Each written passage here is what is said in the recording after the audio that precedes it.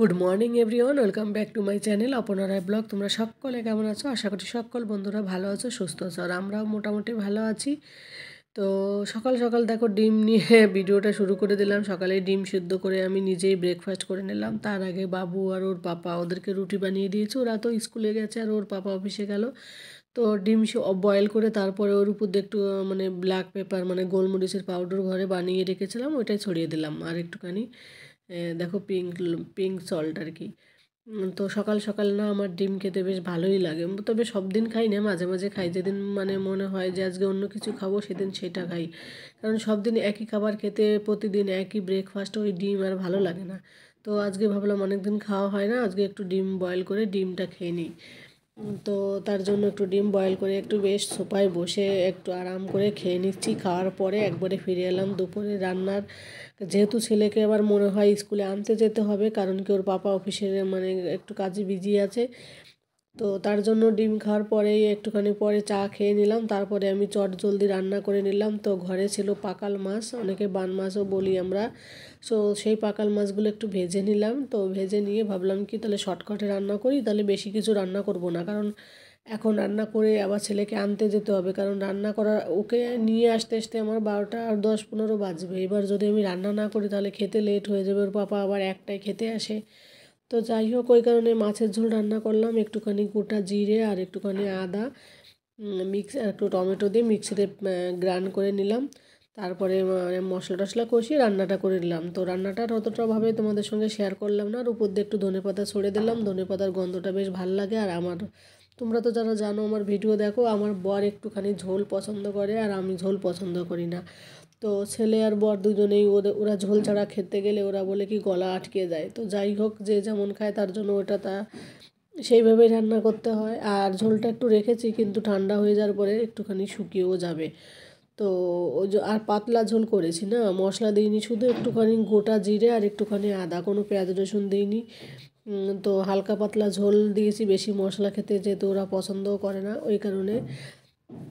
তো খেতেও বলছিলো মানে বাবু বলছিল মাম্মা খুব সুন্দর হয়েছে খেতে, মানে বেশি মশলা হলে না বাচ্চাদেরও ভালো লাগে না, আর হেলথ মানে শরীরের পক্ষেও মানুষের ভালো না। যদিও বেশি মানে গ্যাবি গ্যাবি গ্যাবি বেশি হলে বেশ মানে গাঢ় হলে বেশ সুন্দর লাগে, কিন্তু সুন্দর লাগলে তো হবে না, শরীরটা তো দেখতে হবে সবারই না, কম বেশি মাঝে মাঝে একটু কম খাওয়া উচিত। তারপরে ভাবলাম কি 1 বছর আগে এই চিড়েটা কেনা ছিল, এটা ছিল ভাজা চিড়ে।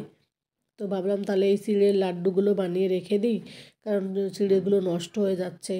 নষ্ট হয়ে যাচ্ছে কি 1 বছর পরে অনেক খারাপ হয়ে যাওয়ার চান্স আছে না। গত বছর পৌষ মাসের সংক্রান্তিতে কিনেছিলাম, তো সেই চিড়েগুলো সেইভাবে রয়েছে। তো তার জন্য গুড় ছিল ঘরে, তারপরে কিছু লাড্ডু বানিয়ে নিলাম যেহেতু।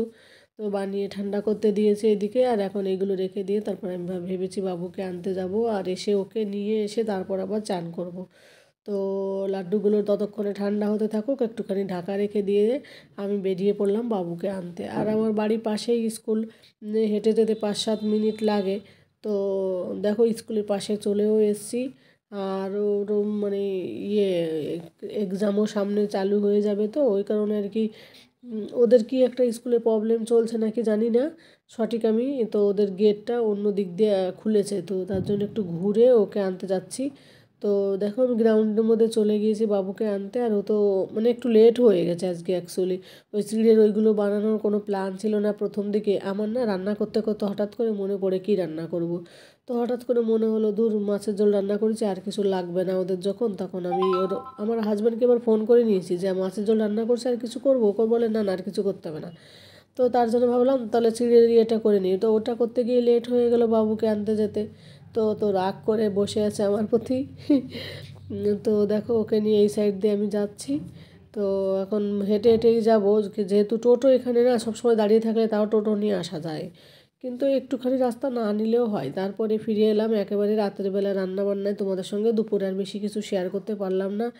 তো দেখো বন্ধুরা, রাতের বেলা মতলব বিকেলবেলা বাবুকে দেখো সুজি বানিয়ে দিয়েছিলাম একটু দুধ দিয়ে। সুজি খেতে ও খুব ভালোবাসে, একটু শুকনো শুকনো ড্রাই ড্রাই করে নিই, আর সুজিটাকে একটু ঘি দিয়ে ভেজে নিলে বেশ ভালো লাগে। আর এই দিকে আমি রাতের জন্য কি রান্না করছি, কাবুলি ছোলা ভিজে রেখেছিলাম এর আগের দিন, সেই ছোলাটা একটু হালকা মশলা পাতলা দিয়ে আলু দিয়ে রান্না করব। আর আমার ছেলে ধোসা হোক আর লুচি হোক একটু ঝোল ঝোল জিনিস থাকলে সেটার মধ্যে ডুবিয়ে ডুবিয়ে খায়, ওই কারণে। ও সবজি আর খায় না ওখান থেকে, শুধু ওই ডুবিয়ে ডুবিয়ে খায়। তো তার জন্য দেখো রান্না করতে লেগে গেলাম। আর অন্য একটা কড়াইতে, লোহার কড়াইতে হচ্ছে আলু ভাজা করছিলাম। কারণ কি মানে দুটো কড়াইতে করলে জলদি হবে। তো লোহার কড়াইতে আলু ভাজাটা বেশ ভালো হবে, আলুটা কষানো। আর এই সাইডের কড়াইতে আমি মশলাটা কষিয়ে নিচ্ছি। তো মশলাটা কষাতে টাইম হতে হতে ততক্ষণে আলুটা ভাজা হয়ে যাবে। আর লোহার কড়াইতে রান্না করতে সত্যি বলতে কি আমার খুব ভালো লাগে। আগে ভালো লাগতো না, কিন্তু এখন দেখছি লোহার কড়াইতে রান্না করলে না ধুতে কোনো প্রবলেম হয় না, তারপরেও রান্নাটাও বেশ ভালো হয়, জ্বলে না আর কি।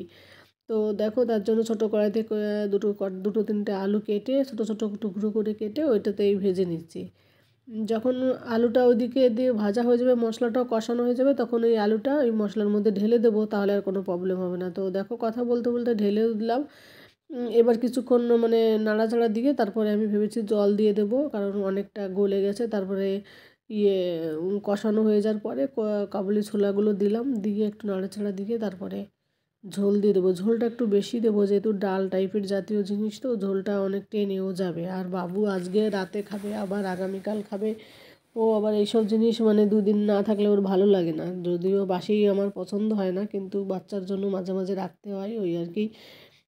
তো দেখো হালকা একটু ঝোল দিলাম। আর এই দুপুরবেলা যে মাছের ঝোলটা করেছিলাম, ওই মাছের ঝোলের যে মশলাটা ছিল ওই মশলাটাই দিয়েছি।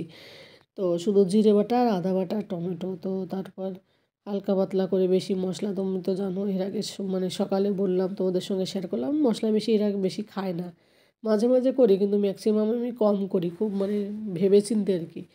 তো যাই হোক, কারণ আমার বর একটু মশলা খেতে পছন্দ করে না, এটা হচ্ছে সমস্যা। আর তারপরে এদিকে দেখো প্যান কড়াইতে একটুখানি ওটস মানে করে নিচ্ছি, ফ্রাই করে নিচ্ছি। কারণ একটু ব্রাউন ব্রাউন কালার হলে ওটস রান্না করলে ভালো হয়, না হলে কি হয় না তেল চিপচিপে হয়। ওই কারণে অনেকে দেখবে বলে যে তেল চিপচিপে হয়, খেতে পারে না, স্লিপ স্লিপ হয় আর কি। তো আমি একটু হালকা কড়াইতে এভাবে প্যান কড়াইতে ভেজে নিই, তাহলে ওই মানে তেল তেলে টাইপের ওইসব হয় না। তারপরে দুধটা গরম করে দুধের মধ্যে ওটসটা দিয়ে দেবো। আমি ভেবেছি রাতের বেলা আজকে ওটসই খাবো। তো তার জন্য দেখো আমি ওটসটাই রান্না করছি আমার নিজের জন্য। আর ওদের জন্য তো হবে ধোসা আর হচ্ছে কাবুলি ছোলা, এটা দিয়ে ওরা খাবে। তো ঠান্ডার দিন তো একটুখানি গরম গরম খাবার সবারই খেতে পছন্দ করে আর কি। আর আমার না ওটস একটু মানে পাতলা বেশ ভাল লাগে, জানো তো। তো বন্ধুরা ডিনারের রান্না কমপ্লিট করার পর আমি দেখো নিজের ডিনার মানে নিজে খাওয়া দাওয়া কমপ্লিট করে নিয়েছি আগে থেকে। বাবু আর ওর পাপা ওরা রাত 10টার পর খায়, আর আমি হচ্ছে রাত 8টার আগে খেয়ে নিই। তো আমার খাওয়া কমপ্লিট হয়ে গেলে, আমি যেহেতু ওটস খেয়েছি, আর ওদের জন্য ধোসাটা একটু পরে বানিয়ে দেবো। এখন মানে সবজিটা বানিয়ে রেখে দিয়েছি। তো পড়াশুনো করছে, বাবুর এক্সাম সামনে। তো যাই হোক আর কি, এখন দেখো আমি আলনাটা অনেক দিন ধরে অগোছালো ছিল, তো ভাবলাম আলনাটাকে একটু গুছিয়ে নিই।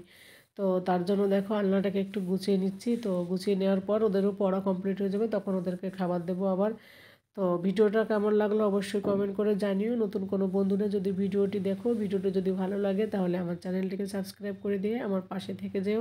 আর পাশে থাকা বেল আইকনটি প্রেস করে দিও, তাহলে আমি যে ভিডিওগুলো দেবো সেগুলো সবার আগে তোমাদের কাছে পৌঁছে যাবে। আর বন্ধুরা ভিডিওটা বেশি বড় করব না, তোমরা যে যেখানে থাকো সকলে ভালো থাকো, সুস্থ থাকো, সাবধানে থাকো। আর এই দেখো আমি ধোসাটা বানানো অলরেডি শুরু করে দিয়েছি, এখন ওদেরকে খেতে দেবো, কারণ অনেক রাতও হয়ে গেছে। তো ধোসাটা দেখো কেমন সুন্দর হয়েছে। তো সকলে ভালো থাকো, সুস্থ থাকো, পরবর্তী ভিডিওতে দেখা হবে। এতক্ষণ ধরে ভিডিওটা দেখার জন্য তোমাদের সকলকে অনেক অনেক ধন্যবাদ এবং অনেক অনেক ভালোবাসা। তো টাটা, শুভরাত্রি, গুড নাইট।